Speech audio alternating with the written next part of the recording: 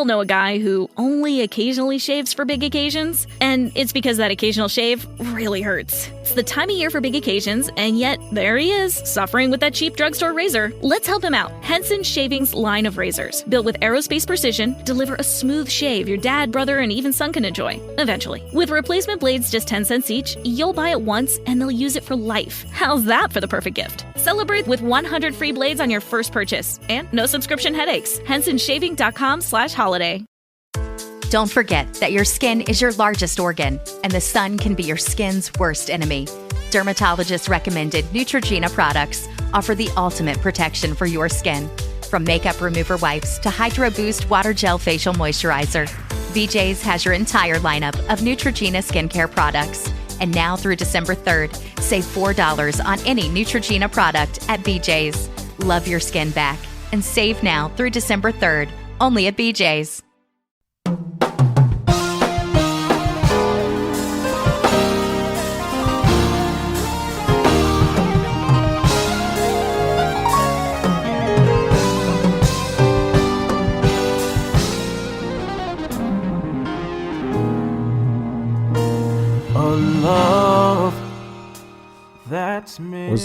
What's up, y'all? This is Reese. And this is Kafa. How are y'all tonight? Hope y'all doing all right. I hope y'all doing swell, as my daughter would say. Yo, it has been a good turnout with y'all listening to our first couple shows, and we really appreciate y'all. That's right. We just want y'all to know we love y'all. Love you. And we just ask that you continue to be fit. That's right, fit. Following us on Facebook, Instagram, and Twitter. So, tonight is a little interesting. You know, we started this podcast to talk about church growth and development and just some other little church things that kind of happens to make church seem, more interesting, I guess.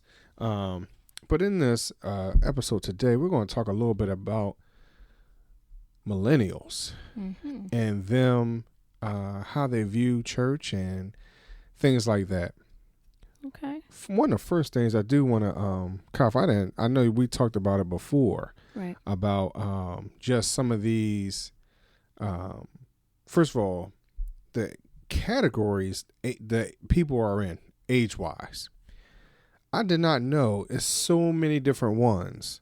And now I understand why people keep trying to put me in the millennial stage, and I'm not. No matter which one I'm looking at, I'm not. For me being 43 and for you being whatever, we are not in the millennial. We are in Generation X. Yes. But I understand that people still get this age thing. I don't think many people are aware of all the breakdowns of, and what you're speaking about, Maurice, is scientists and researchers have looked at people according to when they were born. Right. And they classify them and categorize them for certain behaviors that they have, ways that they act and interact with one another and with others. So within these groups, you have the millennials, you have Generation X, you have Generation Y, now there's Generation Z. Before that, you had baby boomers, and then you had the, other eras before then, and each of those have a personality, right, if you will. So it's almost like a horoscope, but it's not a horoscope because, but it tells us, hey, if you're born within this time frame, then you act and interact a certain way. Right. So, Marie, since you're looking some of this information up, right, maybe you can tell us a little bit more about some of these groups, right, if you will. Yeah. So as I'm looking, and some of these groups, like the first four, have not changed. Mm-hmm. So the first one is the greatest generation. Mm-hmm. When they're born between 1901 and 1926. So that makes them 93 plus. Right. The silent generation, which is 1927 through 1945. Mm-hmm. That makes them anywhere between 74 and 92. The baby boomers, which is our parents, are 1946 to 1964. Right. Where they will be 55 to 73, right? Excuse me. So Generation X is where we fit in, they have us at born between 65 and 80, 1965 to 1980. Right. So Generation X and the baby boomers, that number keeps sliding depending on who you talk to, right? Correct. Now, here is where it gets interesting, because for me, I knew Generation Y to be that 77, 78, up to 2000 or something like that. But it looked like they kind of changed it a little bit, because now they call them Zennials, where they have the Generation X cynicism, but the millennial optimism. And they're born from 77 to 83. And I think some of the, again, as the scientists and the researchers have looked at these people, they thought that they behaved one way. Right. And now that they all are now becoming of age and becoming adults, they're acting a little bit differently than what I guess they thought they were going to act as. So I think that's probably why some of these names have changed, right. and some of the ages and the years that they're born has changed, because now that they're looking at this group a little closer, they're able to see a little bit more how they interact with one another and with society as a whole. All right. So with that comes I said Zennials. So next is the Generation Y, or the Millennials, which is 81 to 2000. Right. Then now they have this one called Centennials.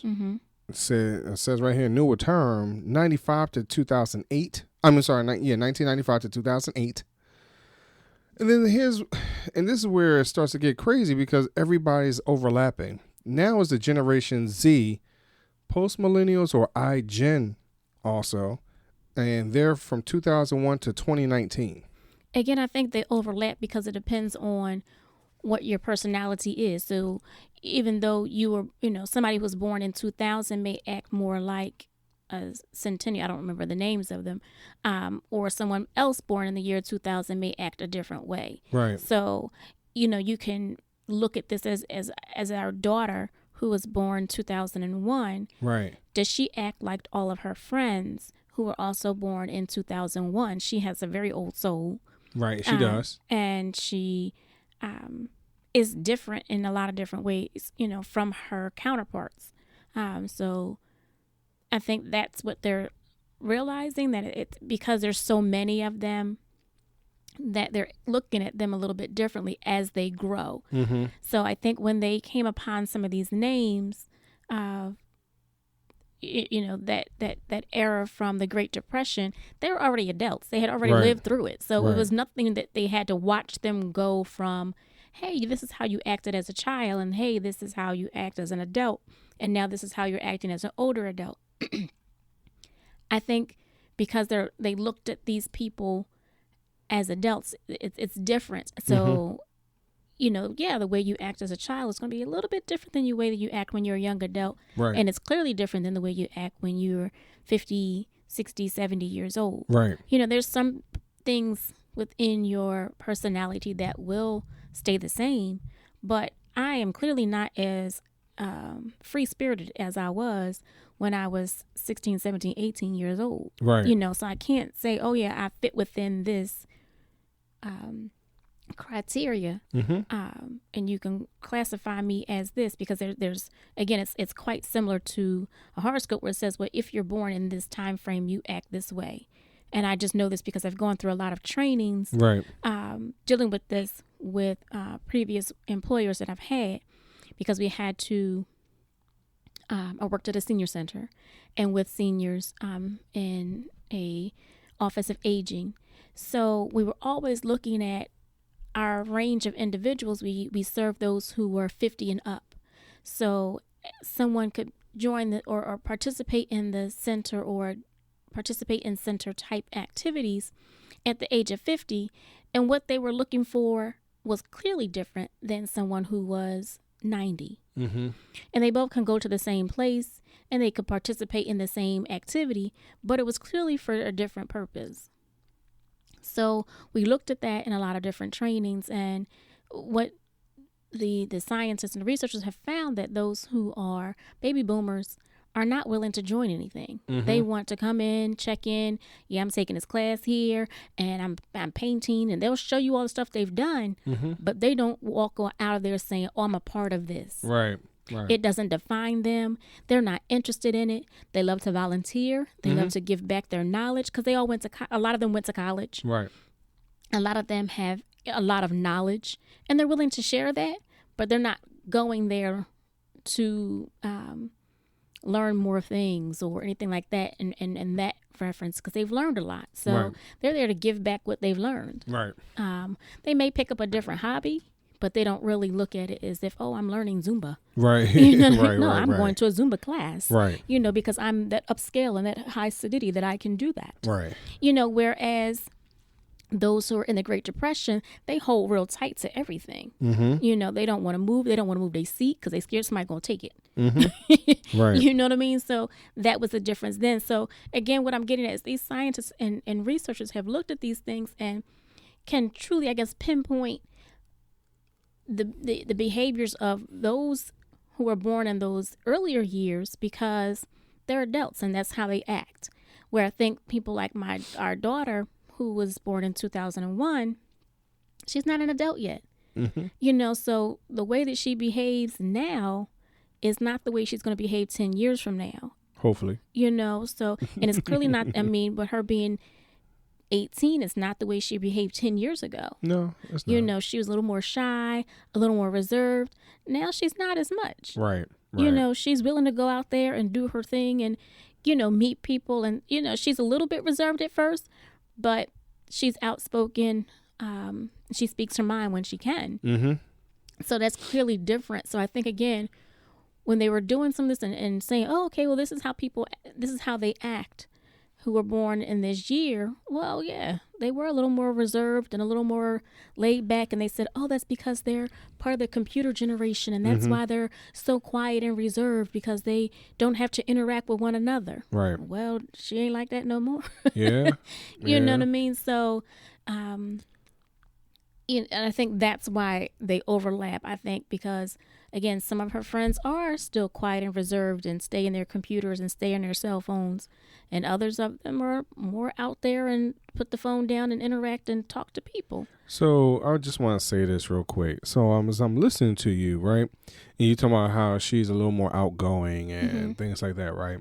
So in this article I've been reading about just millennials and them talking about evangelism, right? So let me go back for a second. So a lot of stuff when I brought up those age ranges was talking about just marketing, right? It was really coming from a marketing perspective. Okay. You know, so as you're creating your flyers and this and that or whatever, you know, it's coming from a perspective of who you're marketing to and understanding what that group is really about, which is what you're talking about right now. Right. What are they going to focus on? What's going to catch their eye? Right. So in that, I read an article that talked about these same age groups and with evangelism. Okay. And so in that, quite interesting enough, the millennials, as to why, you know, per this article, they talk about how millennials feel like it is not fair to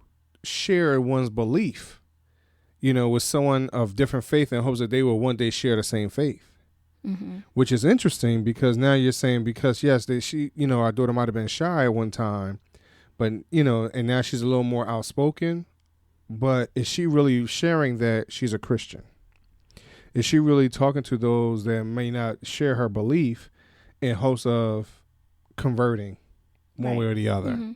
You know, and to be honest, as I think back now, as far as listen to her talk and listen to her friends and things like that, you know, that's one thing I've never heard them talk about really was church stuff, to be honest.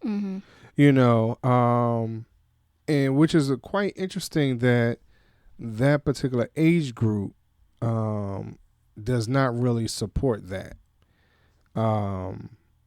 You know, of course, other age groups are a little more, hey, you know, I'm going to share it. You know, the Lord has done this for me. The Lord has done that for me. But the millennials are trying their best not to be judgmental. Right. They're more inclusive. Right. Again, what have they seen for being born in 2000 or whatever years it starts and ends? But they, have seen so much on television. They have seen so many various walks of life in music and in other forms of culture, So just think about, for us, our daughter, when she came up in a neighborhood that was a mixed neighborhood, majority white, right, but a mixed neighborhood. So her outlook is going to be different. Right. As well as, when you talk about us, you and I, I don't remember ever living next to a white person, really, except for maybe when I lived in Center City. I don't really remember having, Caucasians or whites or even, Indians or Asians, as a neighbor. Right. So I think that what you're speaking of is part of the culture. Right. We have been more inclusive, and so therefore her mind is a little more aware of her surroundings. So you're not going to say certain things or do certain things. It may not even consciously be, hey, I'm not trying to convert you, but I'm aware that, hey, my neighbor is Jewish, and hey, my other neighbor is Hindu, and somebody else doesn't believe in Christ or God or anything, you know. So, and not stating that, but I think that, as well as what is probably taught in school, as well of, hey, don't laugh at this person because they're different. So that's where, again, where this article talks about that the millennials believe that disagreement means judgment. Correct.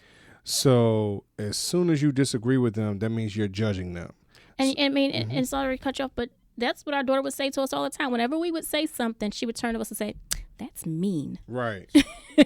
Right. And we're just saying what we feel. Right. And she's like, "But that's mean for you to say that."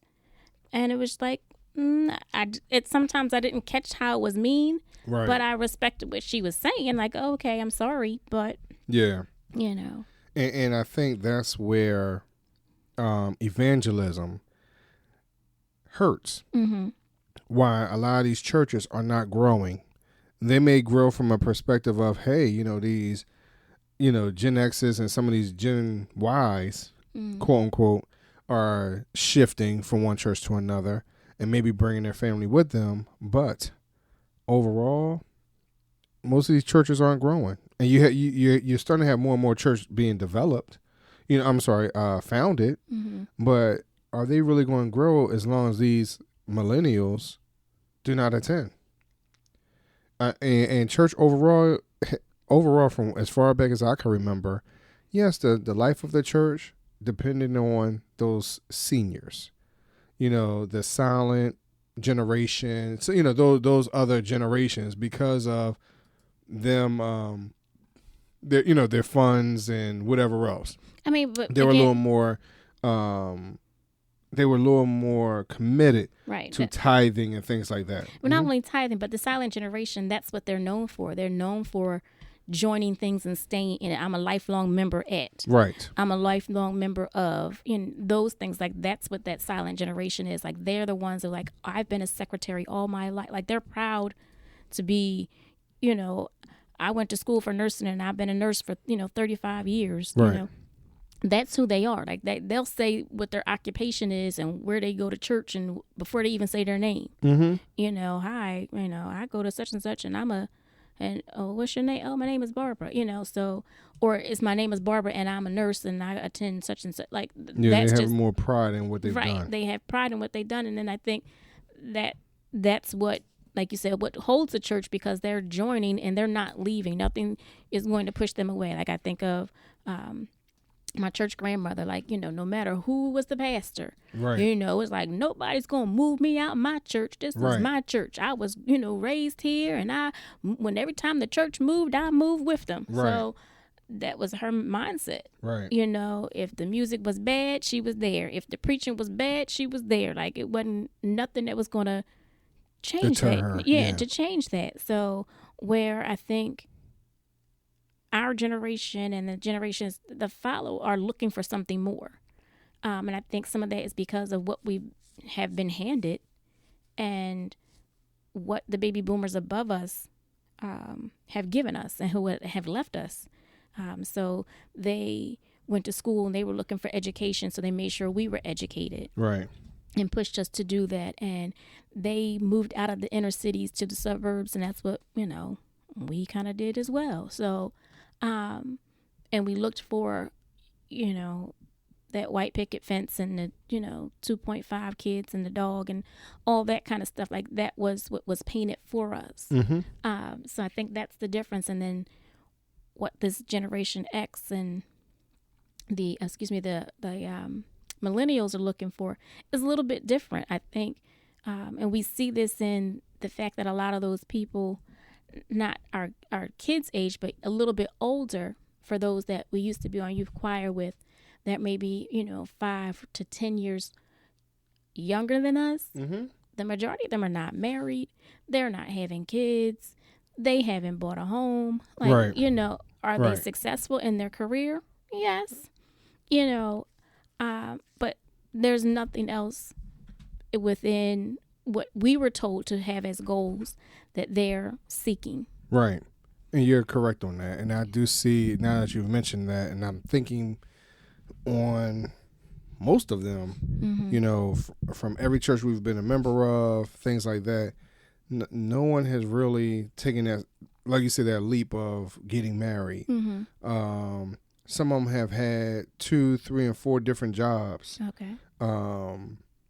So they've I always would had agree. a job, So yeah, they've worked, mm-hmm. but was it something where, as you said, some of those other generations, they were like, "Yo, this is my career, right? And I am sticking to it mm-hmm. through thick and thin." Right. Now, granted, especially those that were hyped to have a government job back in the day mm-hmm. and thought the government job was the bestest ever.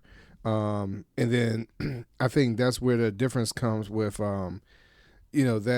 that greatest silent generation to the baby boomers, even though that they pushed government jobs at that time. But the baby boomers started getting into the private sector a little bit more mm-hmm. also. I think it was in the late 60s, early 70s, somewhere around there, for more private sector type stuff where they were able to make more money. Mm-hmm. But they were able to do more with that degree because, again, working for the government with the degree, they're more about seniority. How long have you been here? That's what promotes you, not so much, hey, you have a degree, so you get a promotion. So I think that was more accepted and rewarded within the private sector, if you will. So I think that's what kind of comes down to with the church. Like you're saying, those other generations, they kind of, hey, I'm a rock, I'm a tree. Mm-hmm. And that's also what they had to go through just in regular life. Right. I had to be a rock or a tree and stand my ground, mm-hmm. right? Because otherwise other little situations are going to, if I show I sway too much, then they'll be able to pick us apart, tear the family apart or whatever else, right?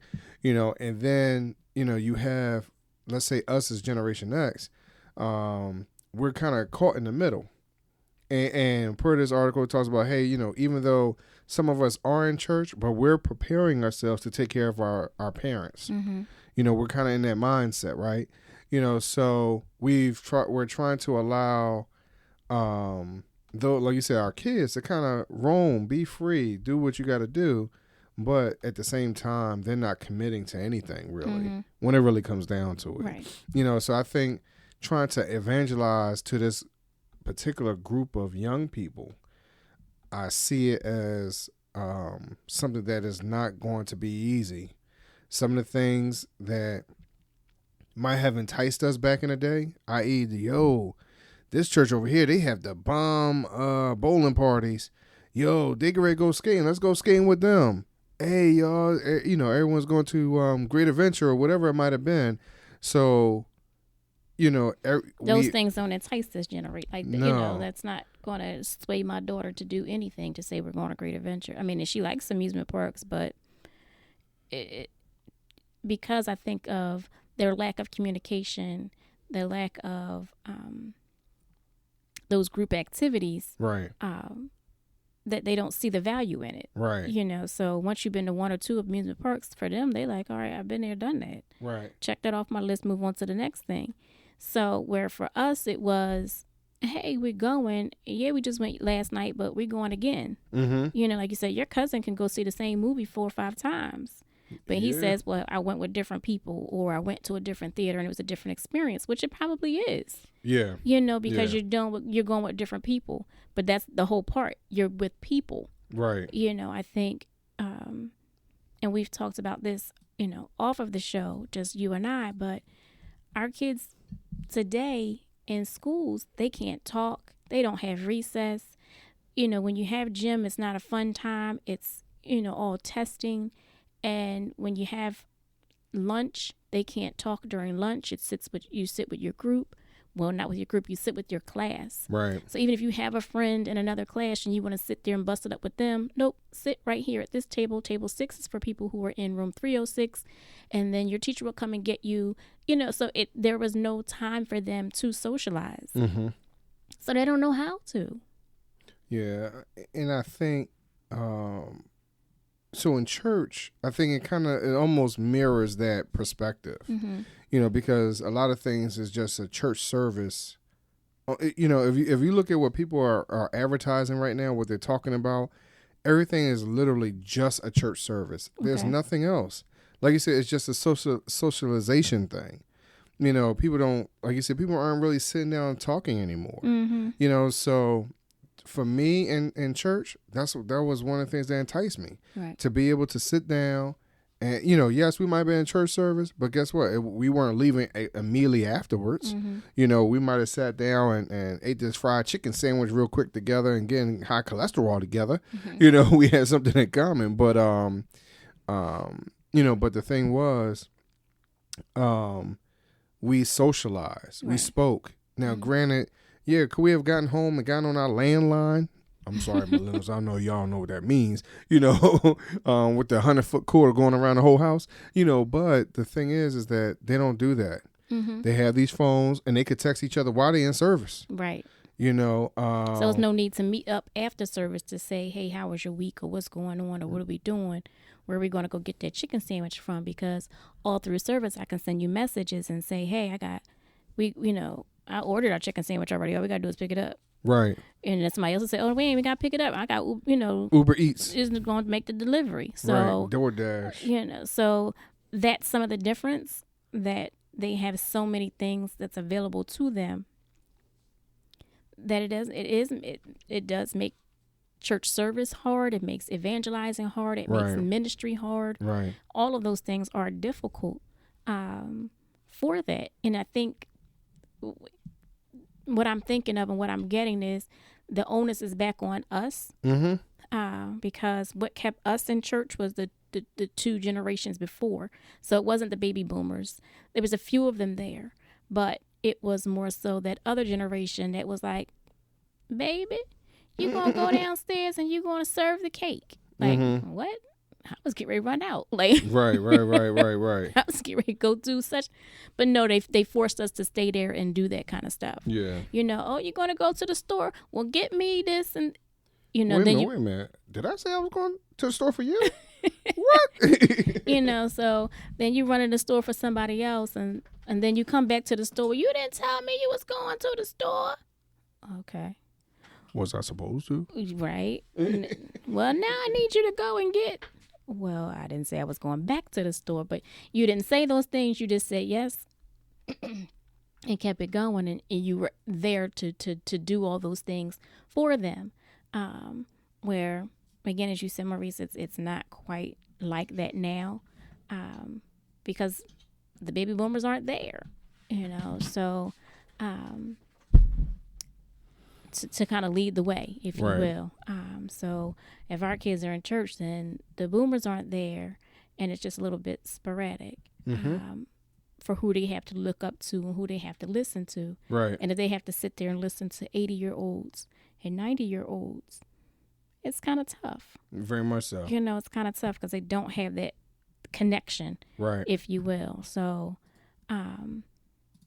you know, even though when we were coming up, we had older people, but they weren't that old, that many generations away from us. So they kind of understood what we were going through. They kind of understood our lingo a little bit. And some of them, were cool, we thought. I mean, and I would say for myself, I think I try to be the same way. Just being understanding, like, yo, I know what y'all going through. Like I say to her, like you said, I say to our daughter now, while she's in college.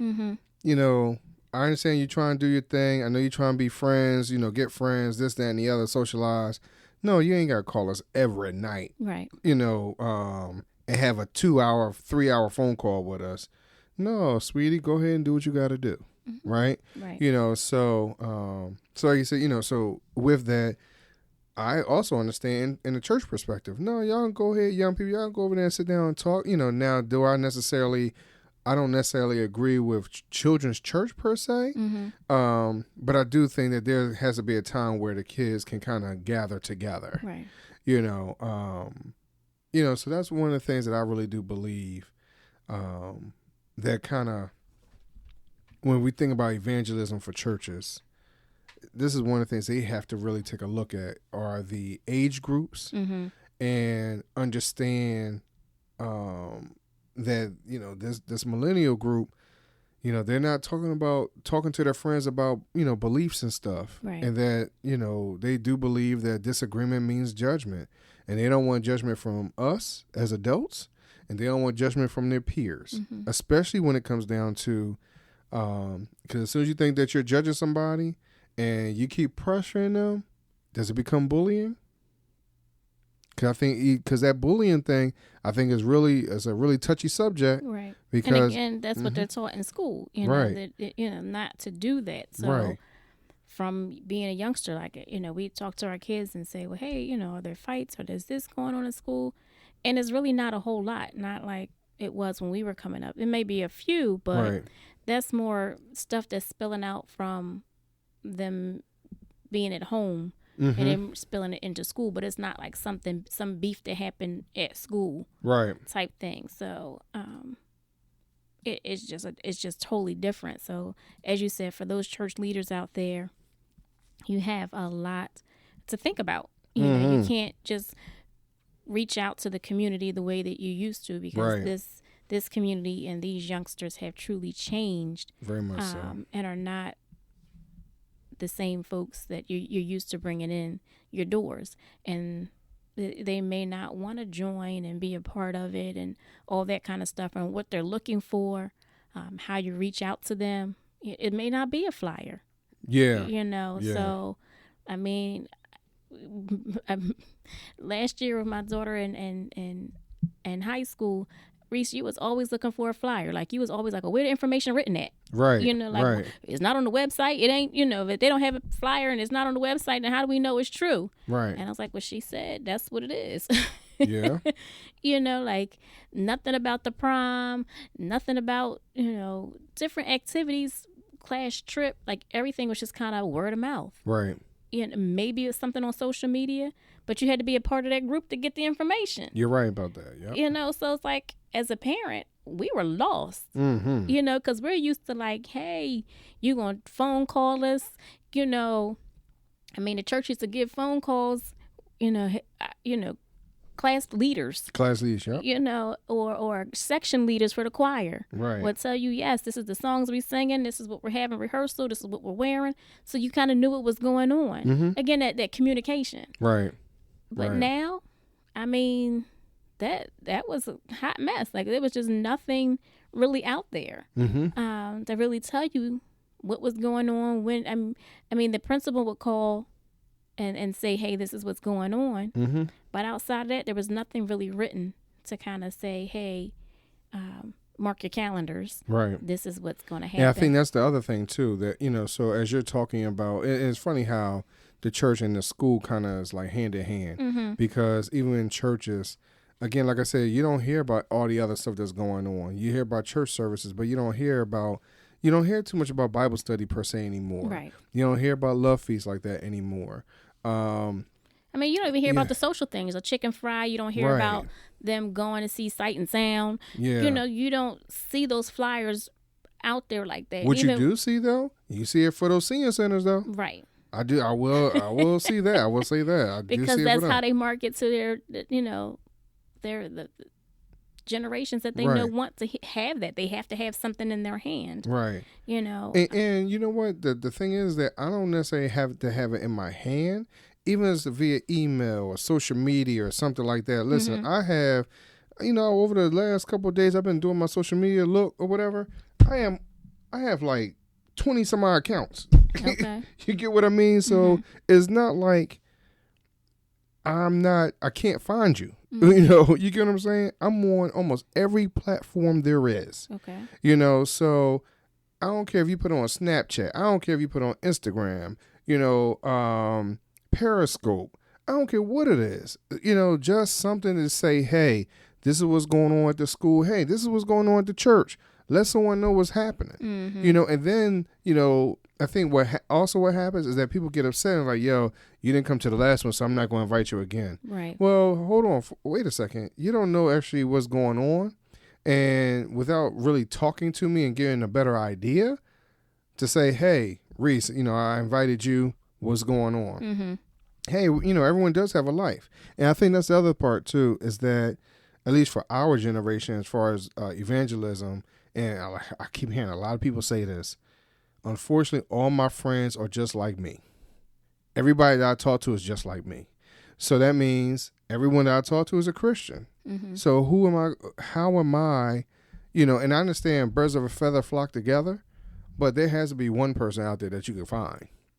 Everybody's not going to be exactly like you. Right. Or is that the only way that you live? You like, I only could be around Christians 100% of the time. Well, how do you grow? How do you create diversity if everyone is exactly like you? So I think that's one of the things that we really need to think about as Christians, as Buddhists, as Muslims. I don't care what you are, just as you are evangelizing and talking to people that's of different faiths than yourself. Do you surround yourself around people that's not like you? And when it comes to millennials, you have to be able to get to a point where you actually understand that, hey, just because someone disagrees is not a judgment. You can agree to disagree. And I think that's a phrase that people don't really understand half the time. Right. You can agree to disagree. So is there anything else you want to talk about this? No, I think we covered a whole lot. We would love to hear back from you and let us know what your thoughts are about these different generations and how maybe even how you're reaching out to millennials or reaching out to these new generations and what's working in your church. Like, how are you getting the information out there? How are you bringing in new members of that younger generation? So certainly comment, send us your message, let us know what's working out there. Like, what's the real deal? If you're one of those churches that is still growing, as Kafa saying, let us know. And let the community know. Now, granted, I know some people are like, I ain't telling my secrets, but you have a lot of churches out here that only has like 10, 15 members that are really struggling, so, and I think also people's egos don't come into play when they're like, listen, I'm not going to merge with this church or do a joint with that or whatever. So I think some of those type of things kind of get in the way too. But that's a whole nother topic, a whole nother show. So but y'all, we love y'all. We sure do. And we will hopefully we hope that you will tune in to the next episode. All right? All righty. This is Reese. This is Kafa. And we hope that y'all have a good day. God bless you. That will keep you in perfect peace. Perfect peace.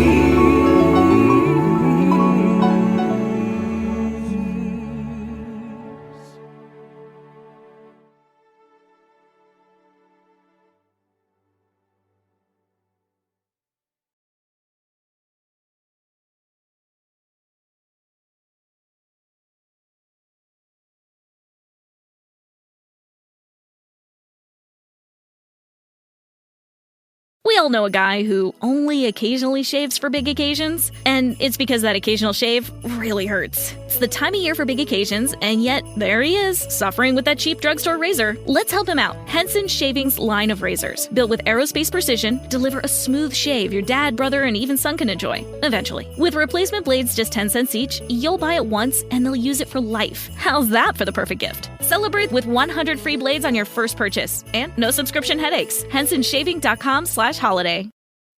Don't forget that your skin is your largest organ, and the sun can be your skin's worst enemy. Dermatologist recommended Neutrogena products offer the ultimate protection for your skin. From makeup remover wipes to Hydro Boost Water Gel Facial Moisturizer, BJ's has your entire lineup of Neutrogena skincare products. And now through December 3rd, save $4 on any Neutrogena product at BJ's. Love your skin back and save now through December 3rd, only at BJ's.